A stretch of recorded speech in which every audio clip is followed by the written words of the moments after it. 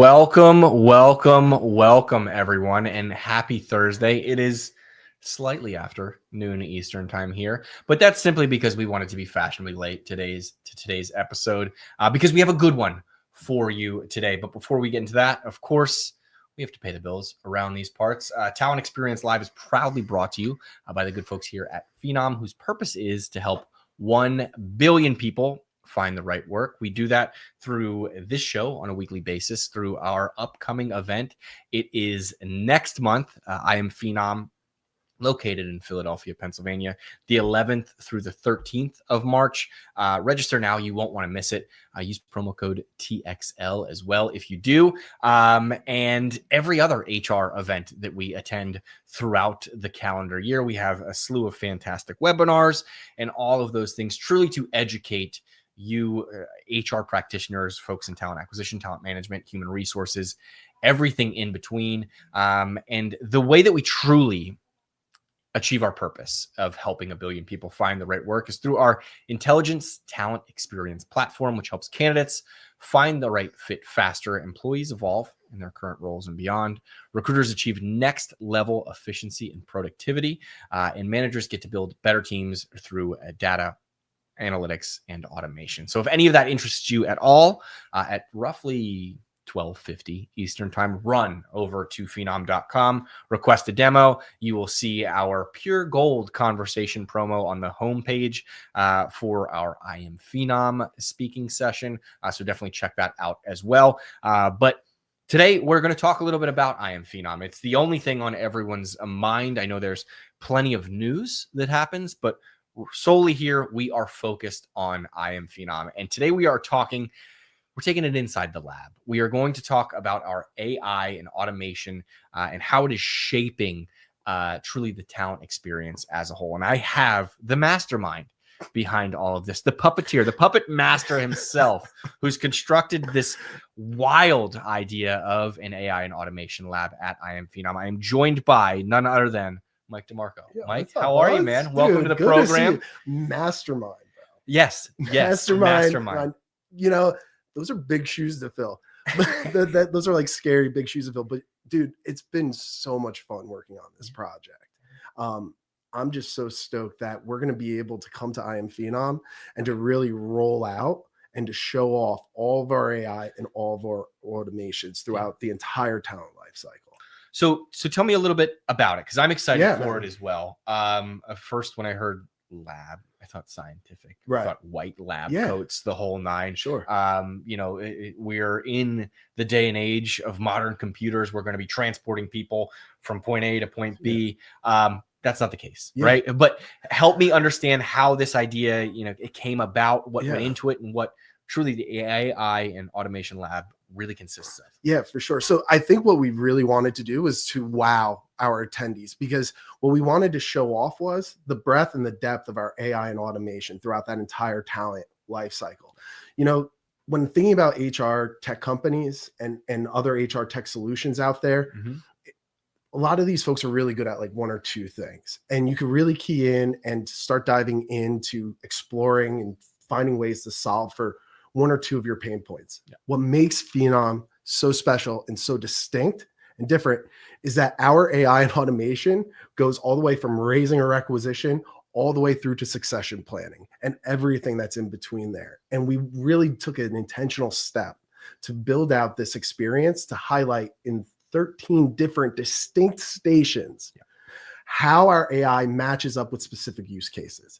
So jumping right in, right from the top there, man, like we're focusing in on that candidate experience, showing folks now, okay, I actually want to take a step back and just set this up with what folks are going to be experiencing at IAMPHENOM, because folks are going to be coming in. It's going to be a completely immersive 3-day experience. You're going to have main stage sessions, and you're going to have these amazing breakout sessions with industry leaders. And in those breakout sessions, from hearing from folks from like MasterCard and Thales to education leaders like Bright Horizons, you're going to be able to hear and to learn from them. What are the solutions that they're using? What's the technology? What are their processes for actually implementing and making it work? And then what is that impact? What is that return on investment for them?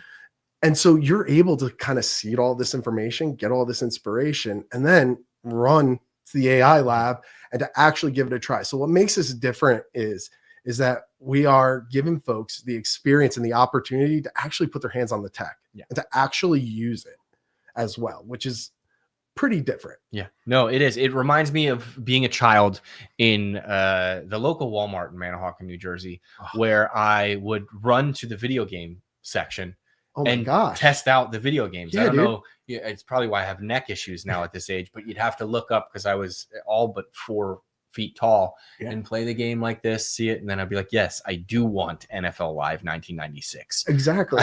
Because to your younger self, that NFL 96 cost your mom $55, which was probably a big price tag back in the 90s.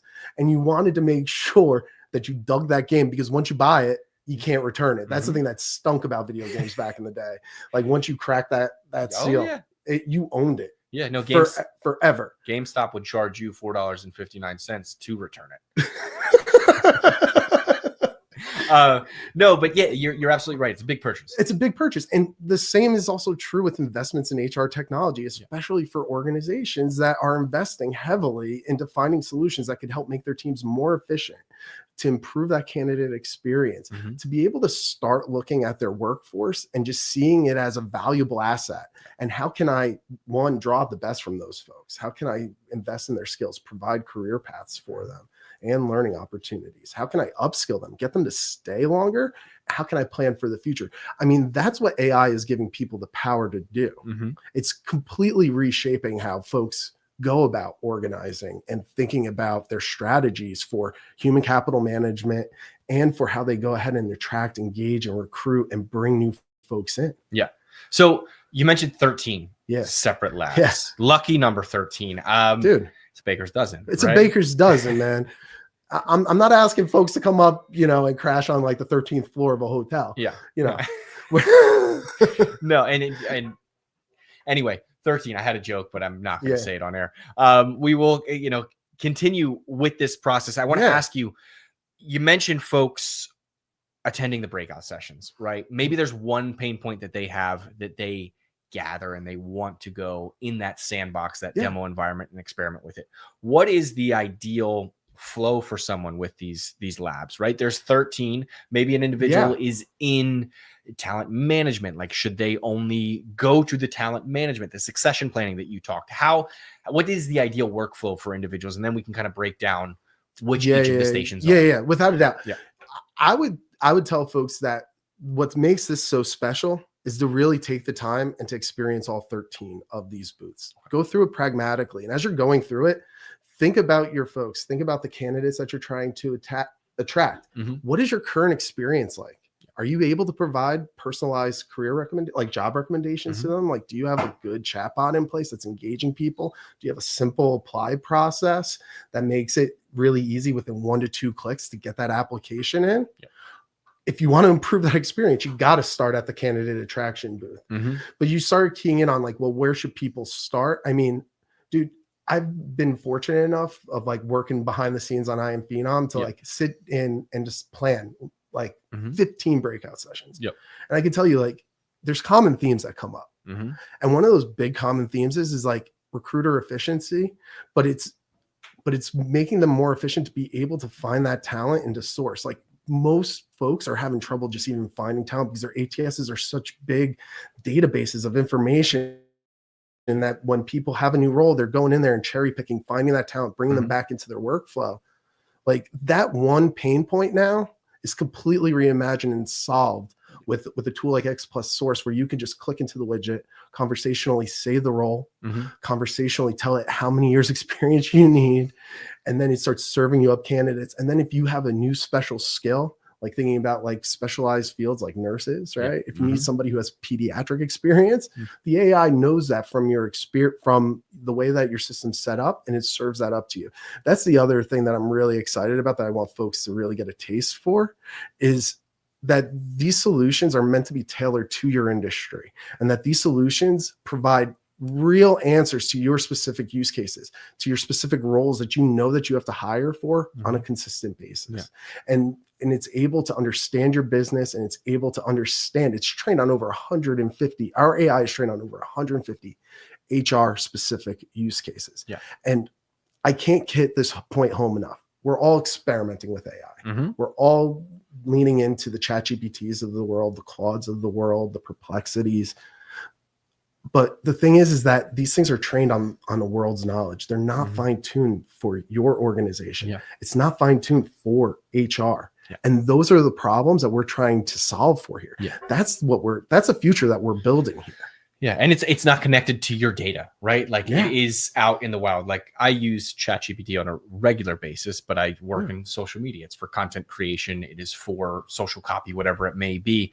If I'm working and looking for pediatricians, right, I'm not going to upload my entire candidate base and expect it to find the right candidates for me there. But what you're saying is, from a Phenom perspective, there's enough intelligence that if you say, hey, I'm looking for someone who's worked in the pediatrician field, it will recognize, oh, this is Children's Hospital, right? This individual, even though it may not have that explicit terminology, it can piece together those informations based on the 150 models that you mentioned. Oh yeah. I mean, our AI is trained on like 1 billion plus specific HR tokens, and it's refining based on those industries.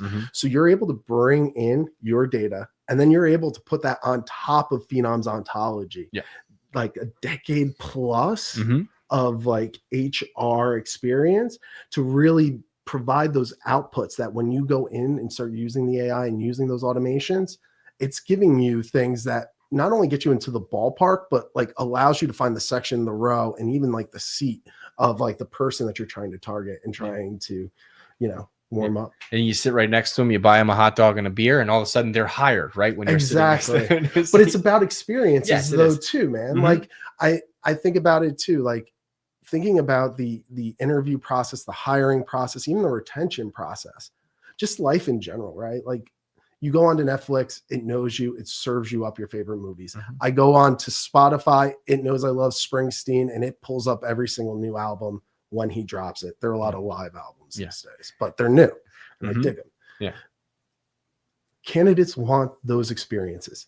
Recruiters want to be able to give candidates those experiences. Employees want to feel as if their company knows them, is invested in them, wants them to stay, but not only wants them to stay, but wants them to develop and grow, not just to stay place, but to develop and to grow. And now this technology is providing that. So really what you're able to do is instead of looking at your HR tech stack as a bunch of different point solutions, putting them together, making sure that it's integrated into your ATS, you could start thinking about, okay, how can we make this into more of a system of engagement? If you've already bought into that, how can we optimize? How can we start thinking about consolidating? How can we bring this all into one platform? So I love all of that. And I love starting with candidate experience. But Mike, you and we both know people. Right? They're going to go to what matters to them. Right. Exactly. And I liken this lab experience of an ideal situation, which is you start at candidate experience and work your way through. But what I'm understanding from you is that this potentially could have a Star Wars like experience for somebody where you start in episode 3. We don't know what George Lucas was thinking, but it gives you a new hope, right? And you are bought in from that moment where you're willing to go back to episode 1 with Darth Maul, with Anakin, and watch the entire thing in entirety. Is that experience still optimal for somebody who maybe is in talent management and says, I don't care about how we get candidates in the door? Of course they should care, but they're focused on retention. They're focused on upskilling and those sorts of things. Is that still a safe entry into the AI and automation lab to learn that part first? 100%. And kind of connecting back, it's a pick your own adventure guide in a lot of ways. So you definitely, if you know that you are like, listen, this year, I need to get better at campaigning. I just am not, like, our organization is not able to reach out to candidates enough. We're not able to let our employees know about news and what's happening, keeping them engaged. If you know that that's what you need to solve for, go to that booth, dive in, experiment with it. Because what we're also doing is we're providing an educational opportunity. So we're going to show you really simply in like 5 to 10 clicks how you could do it yourself. And then we're turning you loose onto live products so that you could see, how would this fit if I'm a manufacturer and I need to go find some new truck drivers to be able to fulfill my my work orders. Yes. How am I going to be able to bring those people in? How am I going to make sure that they have the right verifications and CDL certificates and all that good stuff? Like the technology is there to make sure, one, that you're qualifying people for that, and also making sure that you're engaging them quickly enough so that you don't lose that talent. And so that's like another thing that I'm excited about with this, is that it's not just focusing in on the AI, but it's also focusing in on the automation aspect of it.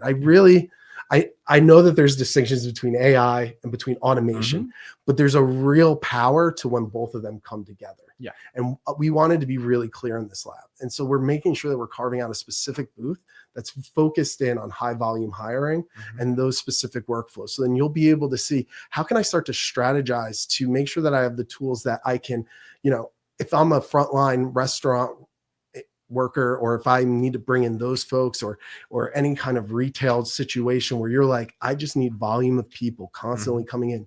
Well, we have strategies that can allow you to build out your career site, put on an interactive talent companion that then, based on the criteria that you put in and based on their interests, start screening them, asking them simple questions of like, hey, are you available at night? Yeah, great. Can you lift 15 pounds? Fantastic. Yeah. Let's talk and schedule them for that interview, because, folks in different roles have different temperaments for how quickly they're going to jump off and find that next opportunity, because you're also competing against everybody else who needs the same talent. Yeah. I say this, I think, every single time that I'm on this show. We're in the human resources business. Like we're in the business of connecting people to people to be able to do the work that fulfills them and that allows them to chase down their dreams and get to those next opportunities. 100%. I think if you mention some of those screening questions, it at times may feel, and I've seen this comments on the internet before, like that's a poor, experience for someone, like to not have that human interaction the first. And I challenge those individuals and say, hey, if you aren't able to work nights because you have 2 small children in your house, right? Or whatever the case may be, allowing that opportunity to kind of get that awkward question out of the way first, of like, hey, we don't have any day shifts open right now. When one does, we'll reach back out to you. But it would be a waste of both of our time if we interviewed for a nighttime position and you were not available there. Exactly. Right? Because time's valuable and you don't want to waste it. But you start keying in on something as well, which is like giving people options for screening. So then we're having a dedicated booth specifically to screening and to scheduling. 2 pain points. So on the screen, you're going to see AI and automation for screening and for scheduling. You're going to see how with X Plus screening, you're able to set up your interview guides using AI. It connects directly to the job description, so it already understands the context of the role that you're hiring for. And you say, hey, listen, I need a 5-question guide for the specific role, and it serves it up for you, and it provides that directly to you. So now you have a consistent interview process. Every single candidate is going to be screened in the same way. And then now you're playing from the same sheet music. You're getting fair evaluations. You're able to scale this out and to have to put aside those worries about bias and about whether or not you're giving everybody a fair shake. And it also solves that problem, which you were just talking about, which is ghosting. Yeah. And like, it's on both sides of the fence though, right? Like candidates ghost recruiters can't get back to every single candidate in most ways. You're able to protect your brand's identity. You're able to protect that experience by using the technology that's available. And we're wanting to show people what you can actually do. Yeah, no. So you mentioned 2 of them there. AI for screening, AI for scheduling. Yeah. What are the 13? We have 11 more. Okay. So you want me to, all right, let's run through them. Here's the thing.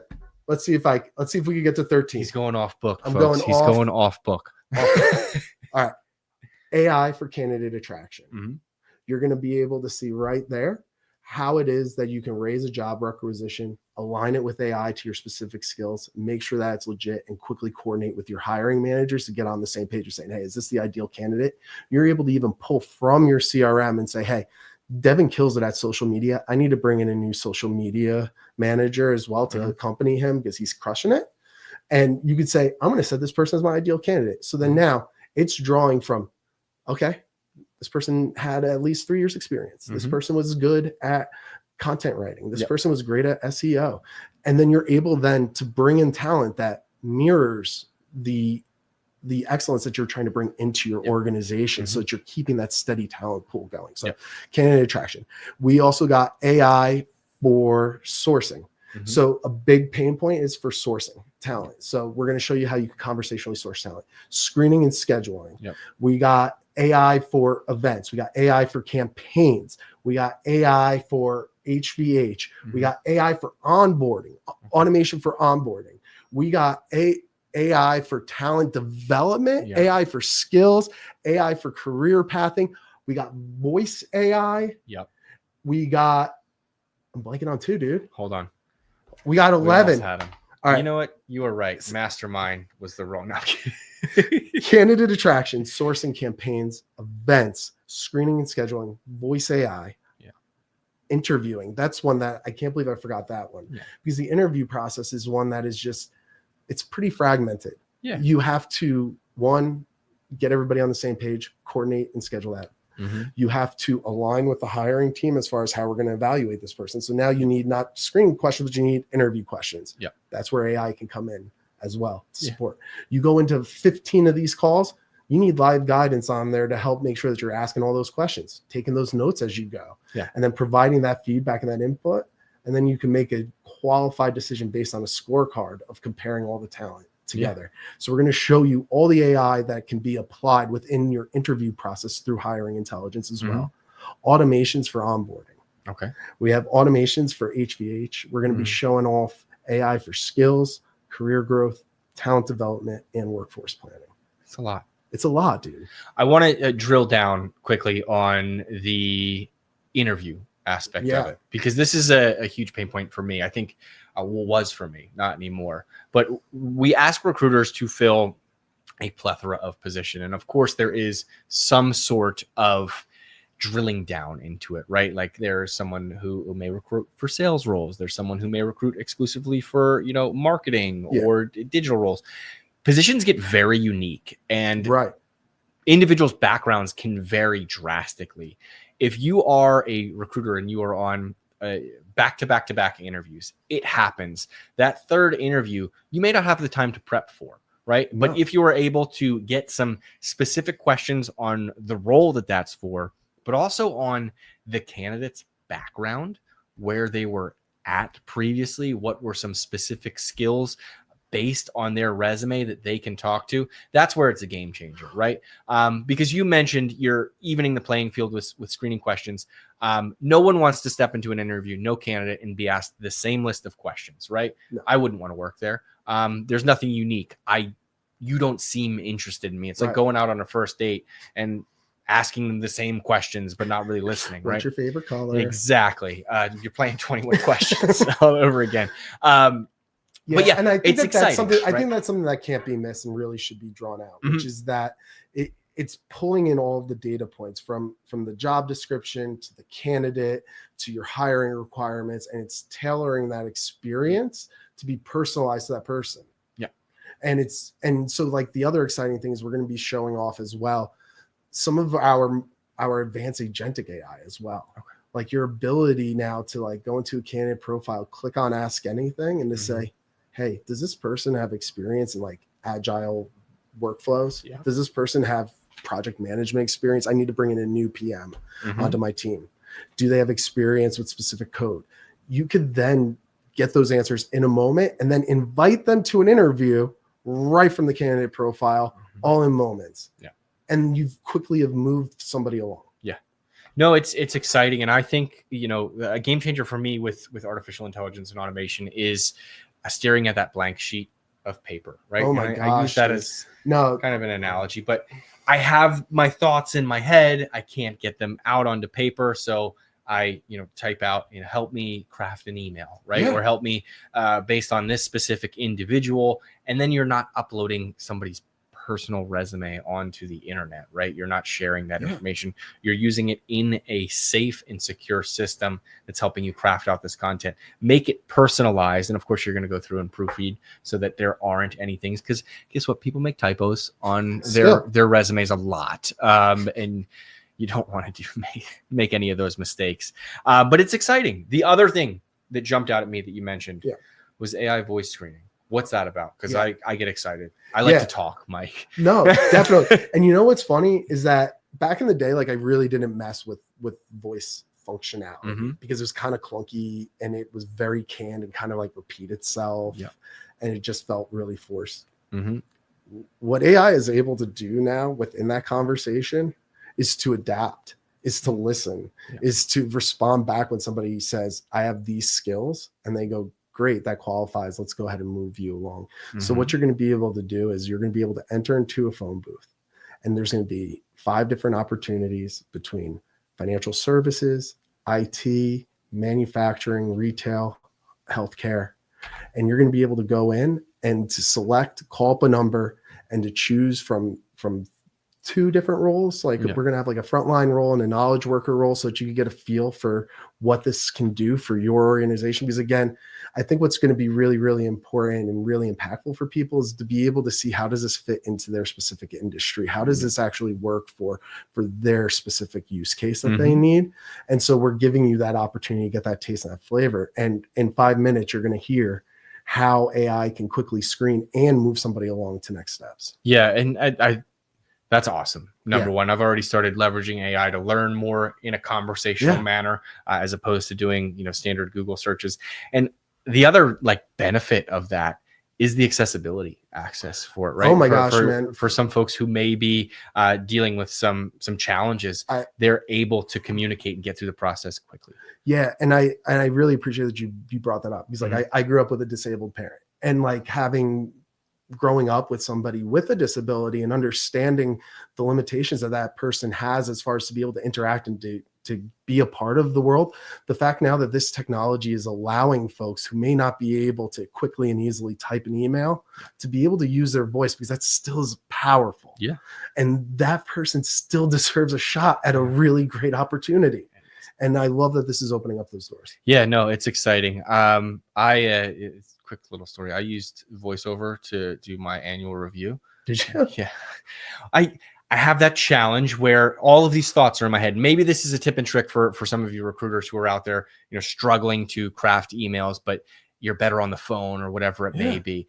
I opened up a dictation app. I read the question, formulated my response as best I could, and then dropped it into a generative AI and said, hey, can you help make this flow and proofread this? Yeah.